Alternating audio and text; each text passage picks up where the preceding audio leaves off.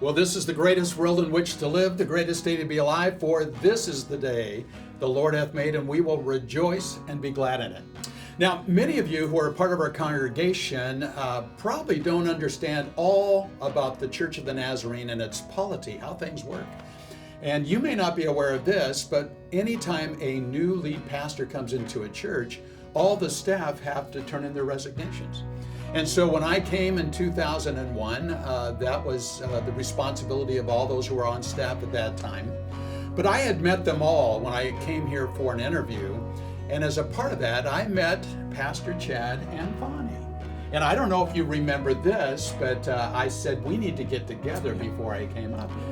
And we had dinner together. And, to think about that, but you had already been here 4 years. Yep. Now, you may not be aware of this, that the average stay of a pastor, lead pastor, in all denominations is roughly 5 to 7 years. For staff, it's roughly 3 to 5. And when I started as a youth pastor, it was about 18 months. I heard that, 18 months. We had that. So Pastor Chad, even before we get to that part on staying here as long as you have, which is 25 years as of the 24th of this month.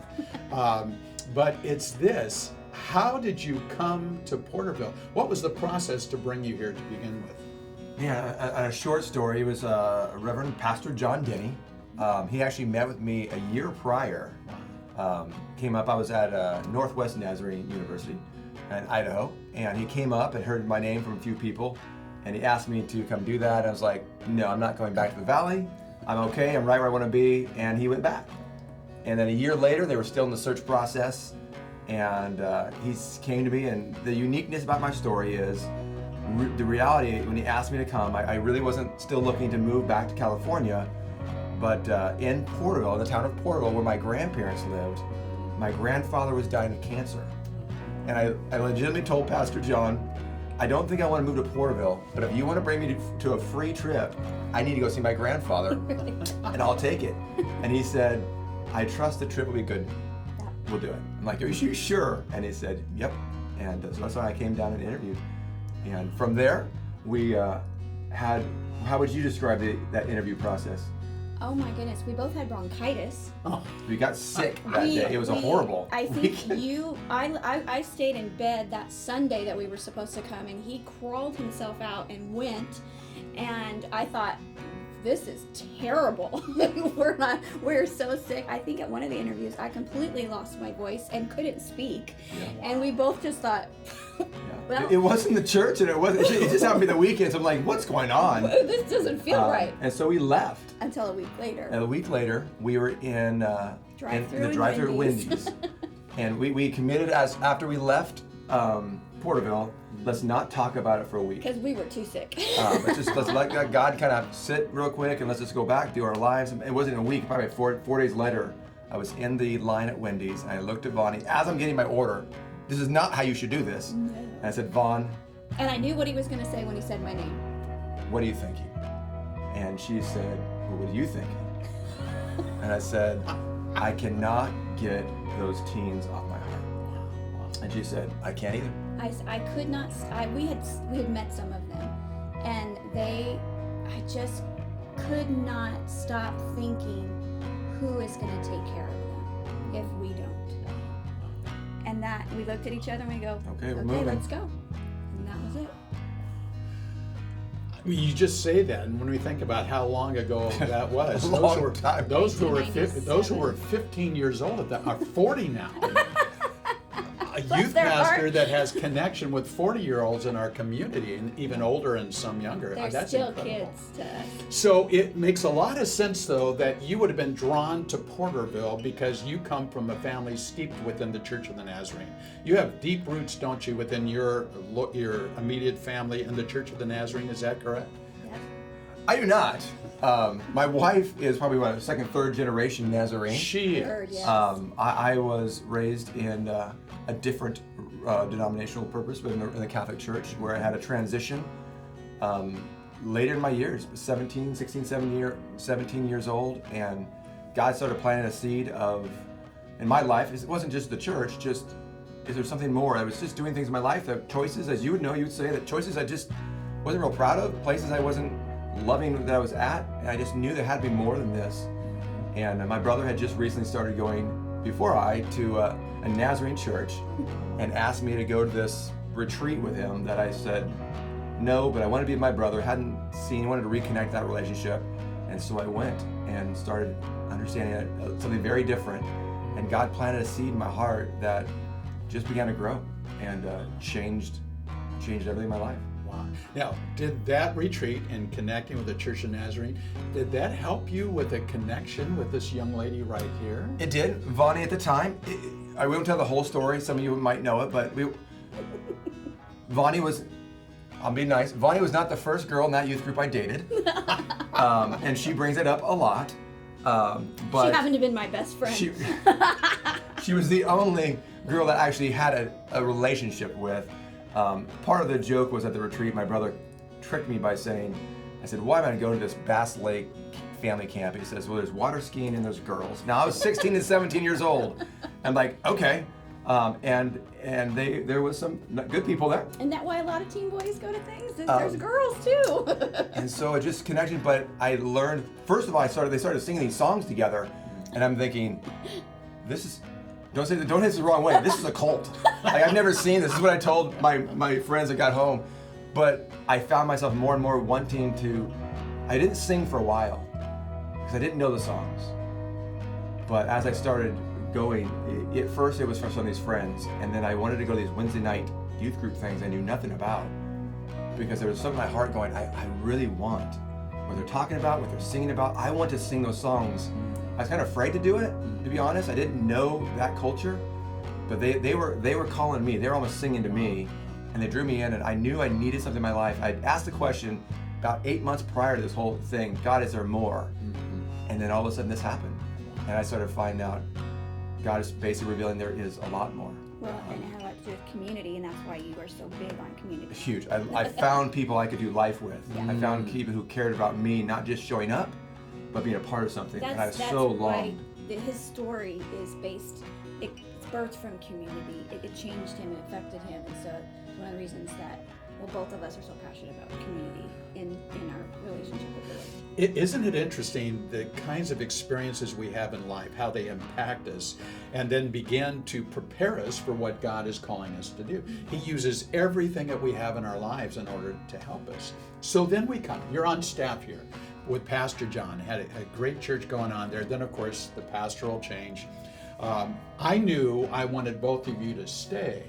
But what was it about that gave you a sense? You could have easily have gone at that point, but what was the reason maybe behind staying with us here at Porterville? I would say this, and not that I love the community now. I've fallen in love with Porterville, but we've always thought it's never been Porterville. We have fallen in love like that very first meeting with the people. And every time I thought about leaving, those moments was, Can we just take it with us? who's going to take care of these kids in that new season? And we just started falling in love. We had many opportunities. We had many options and thoughts. You came. One of the things that I'm passionate about is creating and trying new things and meeting people. And we met you. I remember after the dinner, I said, this is a guy that I can create with. Yeah. Not just work with, but create He's with. always said, Pastor Mark has given me freedom to create.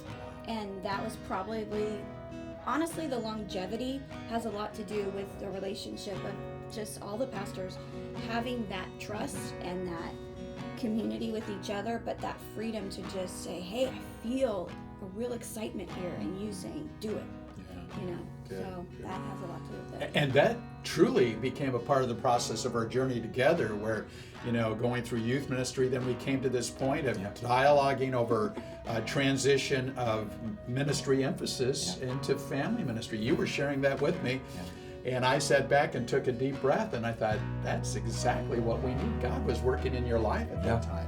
And I didn't think that was, I didn't see it at the moment here, even though I wasn't ready. There were some issues of why we were looking at doing that. And partly, you joked earlier of, we have 40-year-olds plus actually in the church, right? And so Voni and I really desired, we saw them growing, and we saw them starting to have kids. And we saw teens leaving the church, and all the books we've read about how often they stay and how often they leave. And it was the hardest decision of our lives, especially with a newly coming in freshman and my own son who said, please, Dad, stay. And I wanted to, but what that transition was largely about was how can we best be youth pastors? And honestly, it was part of our lives was how do we help marriages and how do we help families become the best youth pastors they could become? And that was the kind of, we had to give up a love to begin to do something I think God was calling us to do. Well, there were moments during those days that we were interacting with some kids who had some really broken times, broken families. And we found kind of a confidence that maybe we didn't have in our younger years to minister to the parents and minister to the families. And as we did that, this door opened, and we began to see the benefit to the student when the families were getting healthier. And it was almost like God going, you have a passion here. What can we do with that? And then we started asking the question, but then there was still this yearning. The wrestle. It was hard. And I think it was a longer period of time than probably most people knew that we wrestled with that. But so maybe we started to do both at the same time. We did. And that's like the Jacob wrestling experience with God. Man, that's incredible. Well, we could go on and on and on, but I have one last question because I think they need to hear this. And that is, as you look forward to where we are, it's great to look back and we reflect and we celebrate that. But now as we look forward, what has God placed upon your heart that you would like to see as God working through you and this church in the days, weeks, and maybe even the years to come? Yeah. One easy way to answer that is the cliche, only God knows. But He's planted seeds in our hearts. And we kind of just mentioned them, but there's a line that I read once of healthy homes and healthy families make healthy churches. And we often believe that healthy churches make healthy homes. But if you flip it, it's really when it starts at the home, and it starts in our hearts, and understand that we are all called to be disciples. And so I had this ministry, this discipleship, this family, this community. And so the seeds that are birthing in me now that we've spoken about, my desire for you and for everybody is how do we get us connected? If anything we've learned the last few years, we've learned that disconnection, isolation kills. And so how do we find connection? With the small groups, with people, with accountability, with someone speaking into my life, with giving my life to others, allowing them in. That we've talked about it, a whole different story obviously we have, but we have from 3 years ago walking through a very tough time in our lives. I've told Vaughn for 3 years now, what will begin to heal us is vulnerability. This one word that God gave us when we were in the hospital, I told you, Vaughn, vulnerability will begin to heal us. And then God kind of took that to my ministry, Chad. Vulnerability will begin to heal this church. Giving ourselves to others and knowing that I was not called to walk this life alone. And that was my journey. So it's always birthed out of me, out of a block I dropped off. I won't tell you the story, at 12:30 at night as a 16-year-old kid walking down to my house, dropped off by somebody you wouldn't know. Not one of my parents knew where I was at, walking that long road. And I remember saying to God, there has to be something more than this. I felt so isolated. I felt alone. I had friendship, but there was something missing in my life. I didn't have God, and I didn't have community, and I needed them both. And I desire so deeply to find ways in this church for marriages to heal, for families to come together, for the church to not just be birthed here in these walls, but outside these walls, and that we want to do that together and continue to do that. And to be honest, it is a monumental mountain right now that we feel at times. But I think one of the things that I'm excited about is finding other people in our community, in our church, that have the same passion, and bringing them in and saying, work with us. And so I think one of my passions is finding more people with the same desire, and then work together as a team. So you're hearing this, and here's the greatest challenge as we conclude this, and that's this. You heard a vision of the future, a desire that could happen, but we as leaders can only present it and invite you to be a part of it, but it will not become a reality unless you choose to be a part of it. You heard the word vulnerability. You have to be open before the Lord and then willing to take that step, to take a risk in your life. It's my prayer, it's our prayer together, that you will do just that beginning today. But as a part of that, remember, I want you to take some moments to celebrate with Chad and Voni all that God has done in their life and your appreciation for them. We love them. We look forward to a long time of partnership together. May God be praised and may we be blessed. Amen. All right, man. Staff meeting in 6 minutes. Pop. Can you go get those marshmallows for me?